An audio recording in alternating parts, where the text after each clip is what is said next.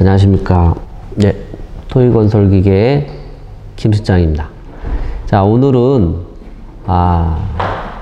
일하고서 돈 받는 거에 대해서 한번 저랑 얘기를 한번 해보겠습니다. 그 건설기계 같은 경우에는 하루 일대가 이제 50에서 55만 원 정도, 뭐 좀 작업에 따라 틀리지만 60만 원 정도 되고, 뭐 6다분이나 이런 큰 장부들 같은 경우는 60에서 한 70만 원 정도 되는데, 그게 이제 며칠 일하면 금방 가액이 이렇게 불어 있는 경우가 많죠. 그리고 대부분이 이제 일을 하고 난 다음에 후불로 받는 경우가 또 대부분입니다. 그러다 보니까 자기 기름값 쓰고 여타 비용 쓴 다음에 나중에 대금을 못 받으면은 재정적으로 좀 큰 위험에 빠지는 경우가 왕왕 있죠. 제 지인 같은 경우에는 예전에 그런 말을 한 적이 있어요.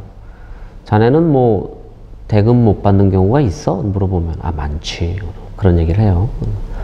어느 정도 되는데 1년으로 치면은 한 70%는 받고 30%는 못 받는 경우가 있는 것 같아. 이렇게 얘기해 주신 경우가 많아요.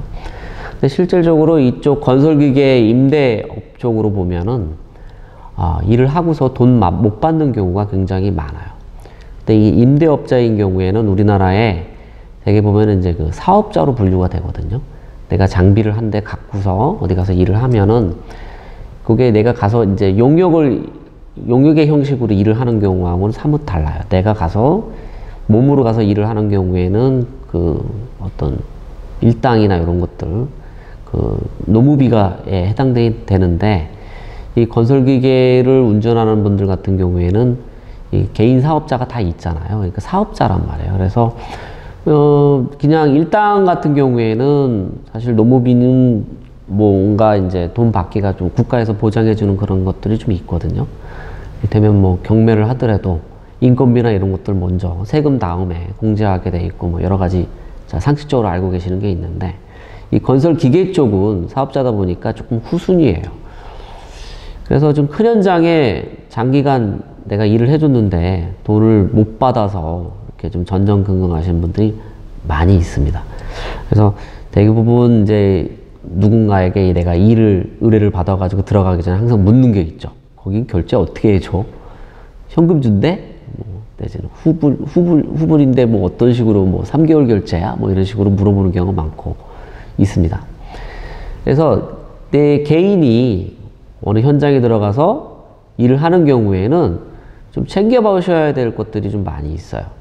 그래서 그 현장이 일단은 발주처가 어딘지, 그죠? 그 다음에 이제 그 용역을 맡기는 회사가 하청업체인데 개인 사업자인지 법인 사업자인지 일단 좀 구분하실 필요가 있어요. 그 사업자가 뭐 이를테면 발주처가 큰 회사들 같은 경우에는 못 받는 경우는 좀 많이 없는 것 같아요. 근데 저런 상황이 있을 수 있어요. 발주처에서 이미 지급을 다 해가지고 결제가 자기한테 끝났다. 그래서 당시 이제 우리 하청업체에서 의뢰를 한 거니까 그쪽이랑 얘기를 해라 이렇게 하는 경우도 있지만, 요즘에 이제 그런 민원이나 이런 것들이 많기 때문에 큰 발주처인 경우에도 그렇게 좀 신경을 쓰는 경우가 많이 있습니다. 그래서 큰 현장 같은 경우에는 사실 대금 받는 게 상대적으로 좀 수월한 경우가 좀 많고요. 여러 가지. 근데 대부분 이제 이제 그런 조그만 현장들 같은 경우에는 좀 대금을 못 받는 경우들이 좀 왕왕 있어요. 그러면 여러분들이 먼저 챙겨보셔야 될 게, 그 사업자가 법인인지 개인인지 일단, 왜냐하면 그거에 따라서 좀 달라지는 경우가 있거든요.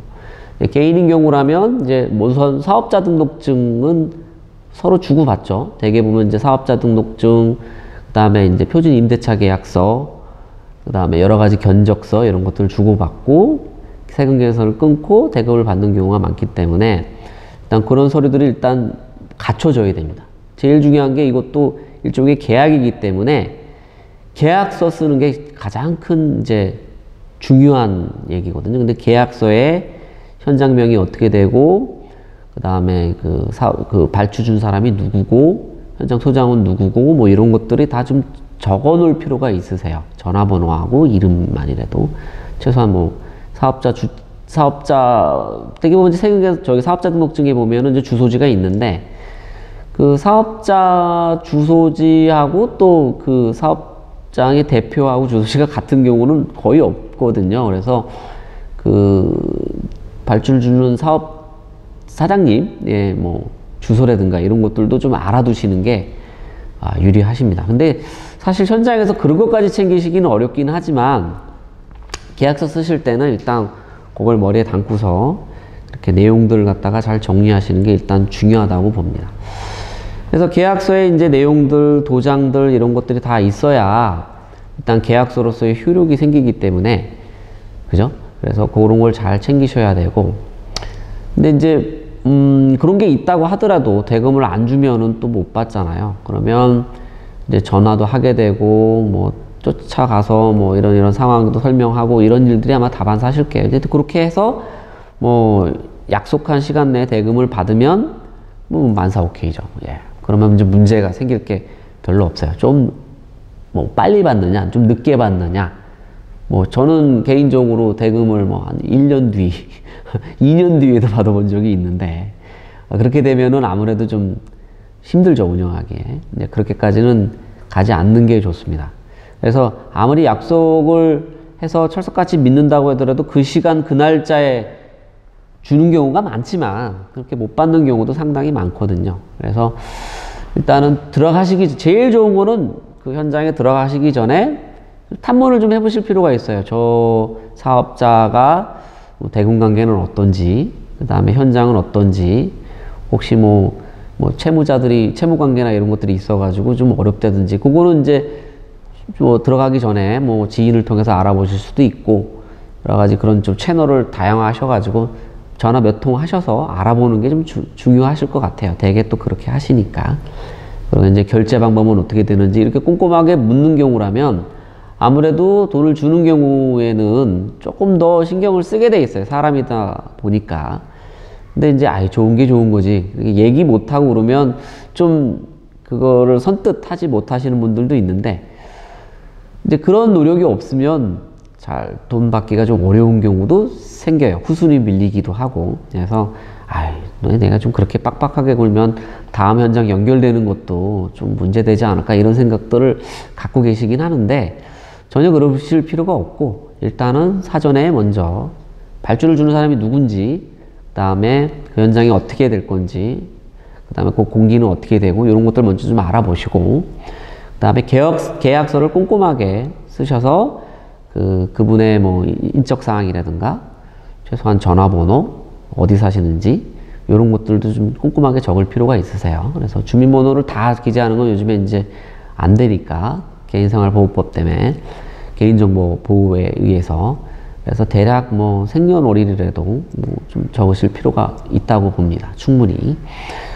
자, 그렇게 해서 이제 계약서도 제대로 되고 뭐 원활하게 거래명세표, 그 다음에 세금계산서 다 되고 뭐 통장 사본도 다 주고 해서 언제 대금을 받는 거를 약속을 다 받았는데도 못 받는 문제가 이제 생겨요. 그러면 이제 뭔가 행동을 나서셔야 되는데 액션을 취해야 되겠죠. 그러면 과연 어떤 방법이 있는지 한번 생각을 해보자고요. 자, 기간이 오래되는 경우에 이제 보통 여러분들은 어떻게 되냐 하면 그러니까 제가 이제 채권이 있는 상태로 그냥 이렇게 방치하게 되는 경우에 있어서 전화 자꾸 하고 그래도 뭐 또 바쁘시다 보니까, 그러면 이제 여러분들이 전화를 받아요. 채권 추심 업체한테. 뭐 어디 채권 추심 무슨 신용정보 회사입니다. 혹시 돈 못 받으신 거 있으신가요? 물어보게 되죠. 그럼 물어보면 이제 얘기를 해줘요. 저희는 뭐 계약서나 이런 거 가져오시면 제 돈을 좀 받아드리겠습니다. 그리고서 이제 그 사람들하고 계약서를 쓰면 그 계약서에 보면 내가 채권 추심을 하면 돈을 받아오면 몇 프로 띄고 너한테 줄게, 이런 계약서예요. 주 내용이. 당연하겠죠. 그 사람들도 그냥 공짜로 그걸 해주지는 않을 테니까 수수료 형태로 이렇게 받게 돼 있고요. 그래서 이제 그런 분들한테 넘기는 경우도 있어요. 그렇게 채권을.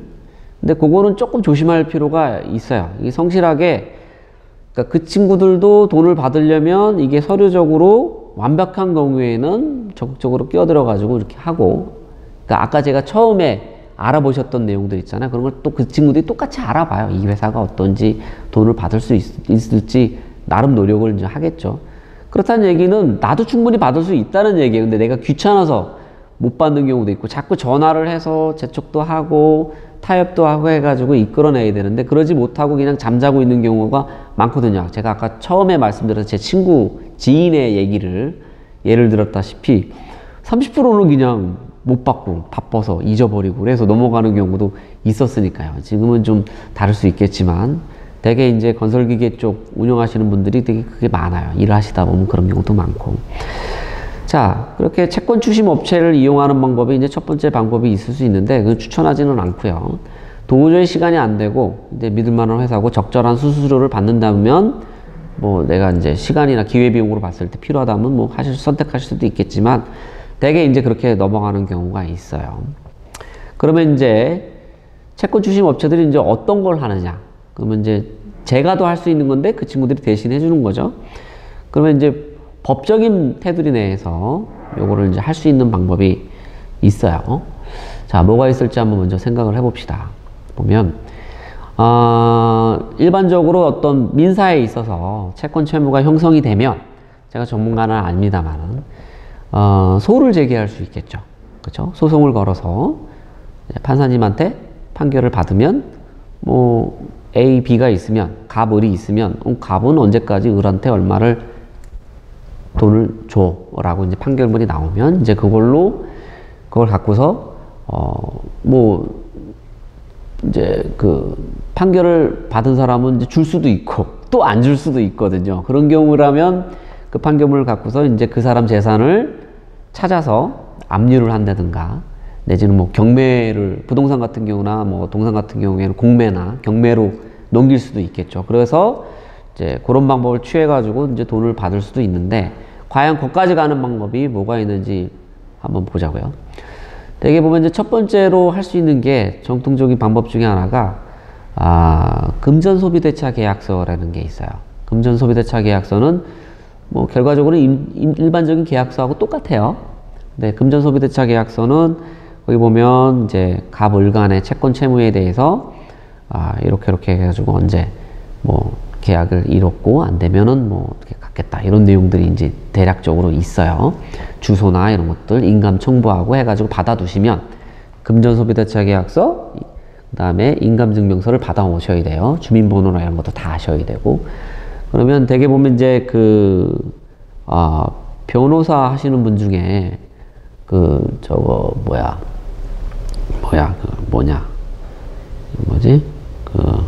공증 변호사가 있어요. 공증 변호사.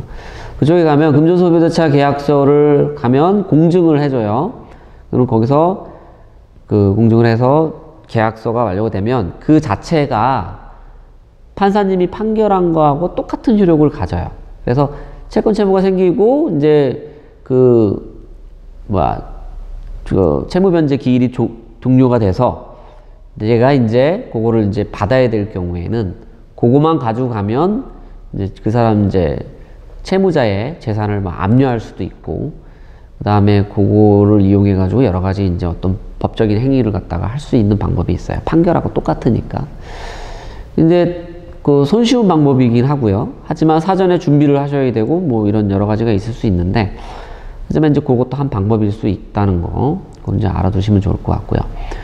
그 다음에 이제 두 번째 방법은 3천만 원을 기준으로 해서 소액 사건을 이렇게 나눠지거든요. 그래서 3천만 원 이하는 그러니까 채권 채무 관계가 채권 채무의 그 가액이 3천만 원 이하는 소액 사건으로 간단하게 우리가 법원에 가가지고 그 지급 명령 신청서 같은 걸 쓸 수가 있어요. 그러면 그거를 작성을 하셔가지고 이제 그 법원에 가시면 그 양식이 다 있거든요. 내지는 뭐 요즘에 법령 정보나 이런 것들 뭐 여러 가지 사이트에 찾아보시면은 다 있으니까 작성하셔가지고 그 대신 거기에는 뭐 그 채무자의 뭐 인감이나 내지는 뭐 이런 게 필요 없이 공증 절차 필요 없이 소액 사건에 거기 양식대로 적으시면 돼요.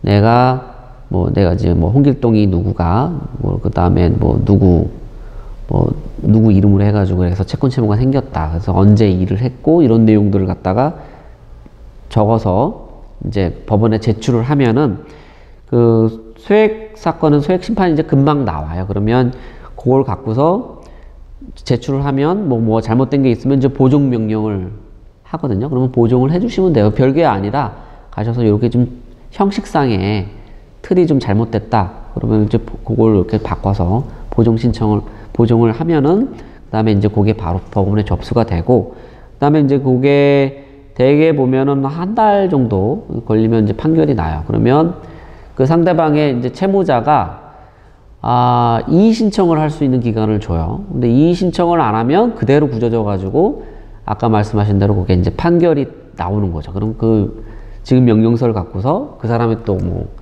재산을 갖다가 압류하거나 여러 가지 법적인 절차를 밟을 수가 있어요.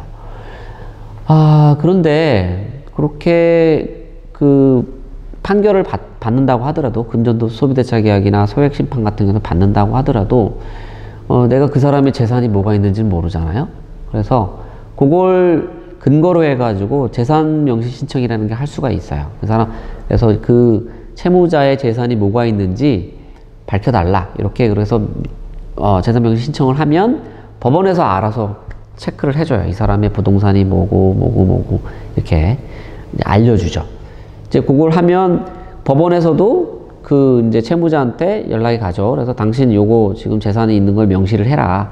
그러면 내가 부동산은 뭐가 있고 동산은 뭐가 있고 이렇게 쓰게 돼 있거든요.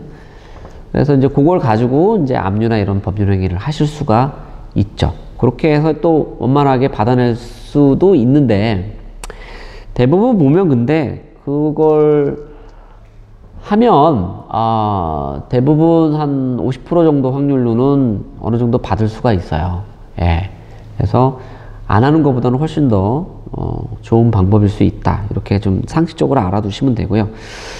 그리고 그 채무자가 만약에 이의 신청 기간 내에, 소액 심판 같은 경우 이의 신청 기간 내에 하지 않는 경우라면은 그게 바로 굳어지는데, 그걸 이제 이의 신청하려면은 또 뭐 소송 대리인도 선임해야 되고 좀 복잡하거든요. 그러니까 뭐 내가 받아야 될 금액이 작다 그러면 그런 방법도 소액 심판 청구를 하셔가지고 받는 방법도 좋다고 생각이 듭니다.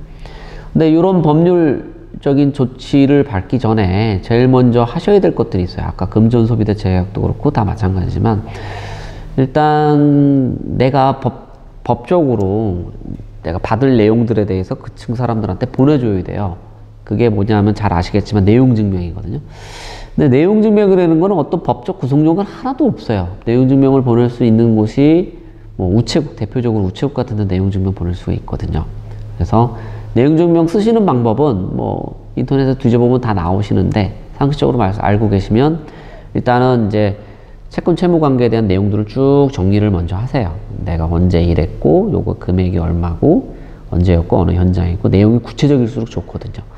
그래서 뭐 예를 들어서 뭐 그때 당시 정황도 뭐 무슨 현장이었는데 뭐가 있어서 어려웠는데 뭐 이렇게 해가지고 이런 일이 생겨서 이렇게 쭉 적으셔서 세부를 작성하셔야 돼요. 그래서 세부를 작성해서 우체국에 가시면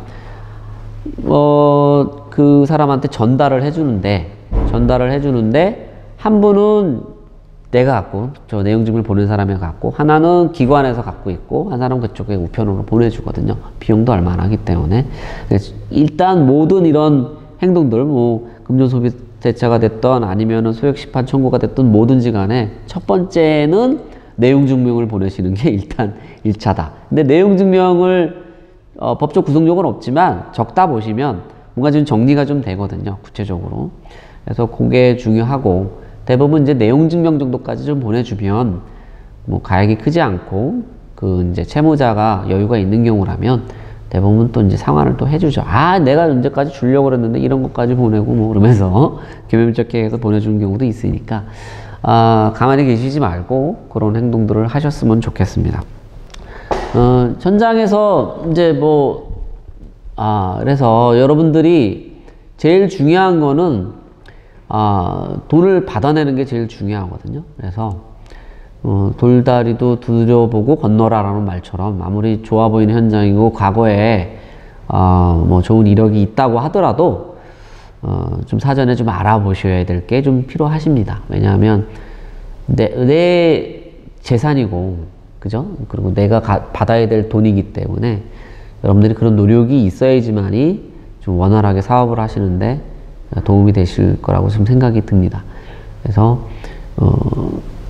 여러 채널을 통해서 그 현장 상황이나 이런 것들도 좀 파악하시고 가는 게 제일 좋고요.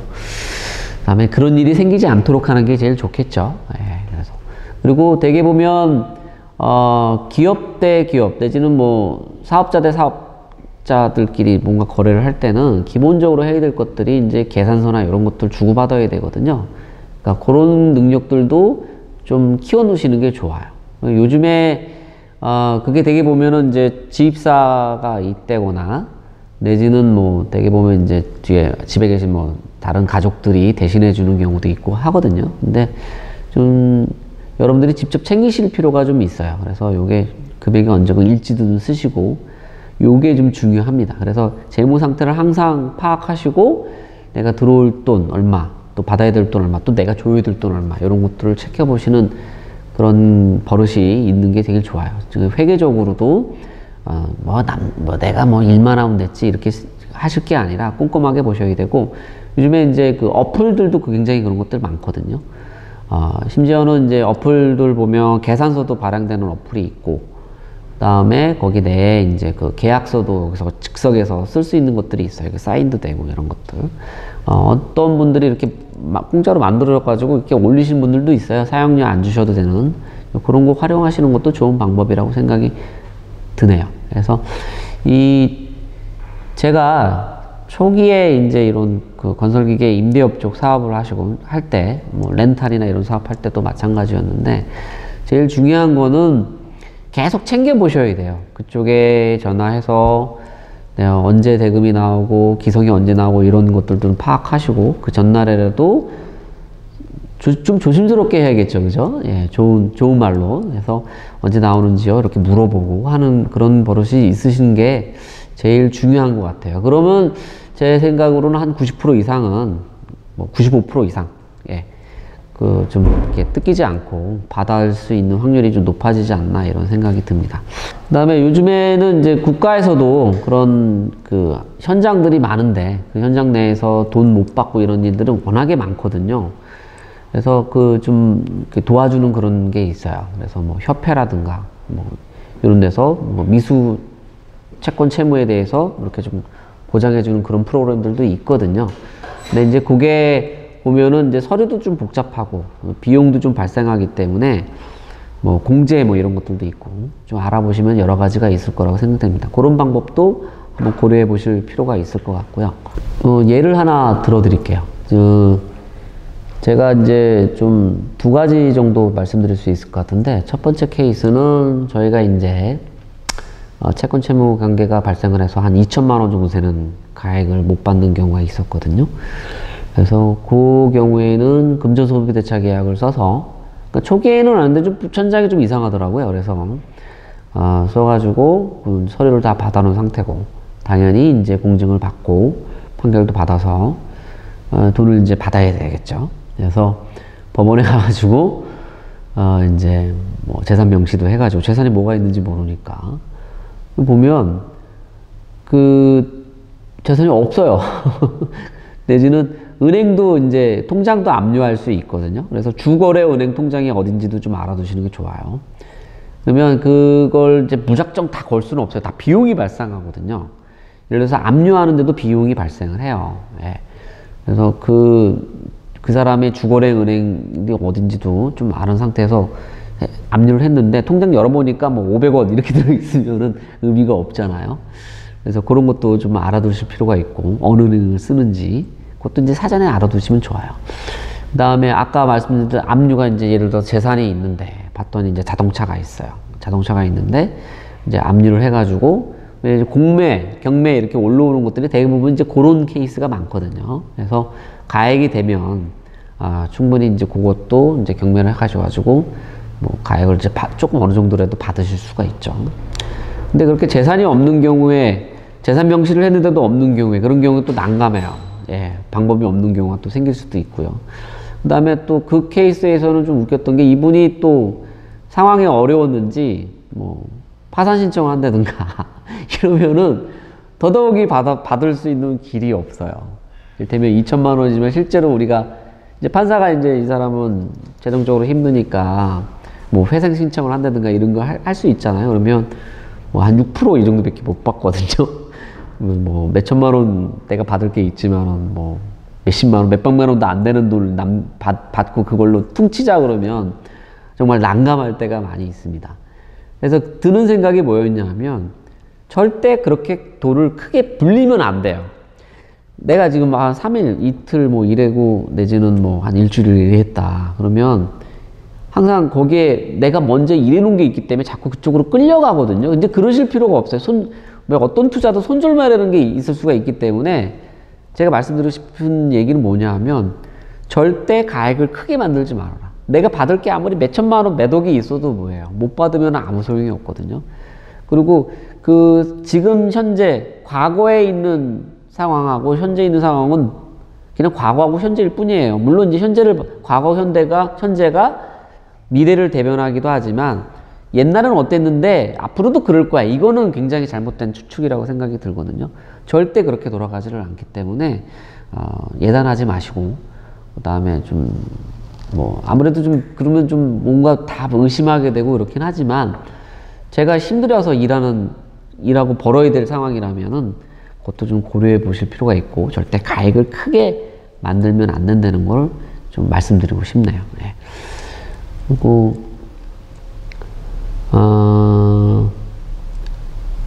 또 한 케이스는 이제 비슷한 케이스긴 해요. 이분은 여기는 조금 더 제가 앞서 말씀드린 그 케이스가 비슷한데 이건 뭐 저는 좀 전에 말씀드린 거는 처리를 했는데도 불구하고 돈을 이제 못 받는 아예 받을 수 없거나 내지는 못 받게 되는 근데 이런 어떤 뭐 제가 직접 변호사나 법무사를 통하지 않고 뭐 수액심판이나 이런 것들을 한다고 하더라도 비용은 발생합니다. 만만치 않게 들어가요. 최소한 뭐 수십만 원에서 수백만 원까지 들어갈 수도 있어요. 뭐 예를 들어서 통장을 여러 개 압류한다든가 이러면 비용이 많이 발생하거든요. 하나 하는데 한 20만 원 정도 드니까요. 그런데 두 번째 케이스는 요번에는 좀 가액이 좀 컸어요. 현장이. 거기는 한 4,500 이 정도 됐었는데 이분은 아까 제가 좀 전에 있는 케이스에 말미에 말씀드렸다시피 굉장히 신용이 좋았어요. 제 관점으로 봤을 때 과거에 절대 하루도 밀리지 않고 딱딱 주시고 그 다음에 지금 현장도 보니까 여러 개 되고 발주처도 보면 뭐 기관이기도 하고 큰 굴지의 건설회사고 그런 경우가 있으니까 정황상으로 봤을 땐 제가 뭐 판단하기에 여기는 뭐 충분히 받겠구나. 그리고 이 사장님의 어떤 신용이나 이런 것들이 많이 쌓여있는 케이스였기 때문에 절대 의심을 안 했어요. 그런데 좀 일하고 한 3개월 정도 이렇게 지나간 것 같아요. 예, 3개월, 2개월 정도 됐을 때, 첫 번째 달 해서 약속한 날짜가 있는데 계속 미뤄지는 거예요. 예, 한 15일, 뭐 일주일, 한 달, 이렇게 자꾸 미뤄지다 보니까 좀 이상했죠. 근데 거기서 이제 멈추지를 못했던 거죠. 그래서, 그러다 보니까 가액은 자꾸 쌓이고, 저도 비용이 계속 발생하고 해서 결국에는 일부 받긴 했지만 남은 금액이 많게 되더라고요. 그래서 그 제법 큰 현장이었지만은 보니까 제가 좀 그 탐문을 좀 등한시했던 것 같아요. 현장이 좀 멀어서 좀 직접 가서 현장도 보고 거기는 주변에 있는 관계 업체들이랑도 전화하고 뭐 발주처는 어떻고 지금 현장 지금 우리 관계에 있는 소장님은 어떤지 그 사장님은 어떤지 이런 것도 좀 탐문을 했었어야 되는데 그걸 좀 등한시해서 상황을 몰랐던 거죠. 결과적으로 나중에 보니까 그때서부터 벌써 이제 저희가 일을 시작하고 한 달도 안 된 상황에서 일이 좀 벌어졌더라고요. 거기서 벌써.